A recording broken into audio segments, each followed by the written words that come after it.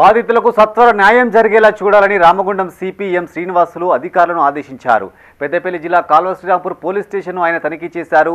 Police station పరిసరాలతో పాటు police స్టేషన్లోని reception centre సందర్శించి పలు రికార్డులను పరిశీలించారు. ఈ సందర్భంగా అధికారులను పలు వివరాలు అడిగి తెలుసుకున్నారు. అనంతరం సిపి మాట్లాడుతూ పోలీస్ స్టేషన్కు వచ్చే ఫిర్యాదుదారులతో మర్యాదగా ప్రవర్తించాలని సూచించారు. పోలీస్ సిబ్బంది బాధ్యతాయుతంగా విధులు నిర్వహించాలన్నారు. లా అండ్ ఆర్డర్ సమస్యలు పెండింగ్ కేసుల వివరాలు ఆరా తీసిన సిపి త్వరితగతిన పూర్తి చేయాలని అధికారులను ఆదేశించారు. ఆయన వెంట Peddapalli DCP Chetana, ACP G Krishna, special branch ACP Raghavendrarao, Sultanabad CI Subbareddy, Kalva Srirampur SI Omkar Yadav ఉన్నారు.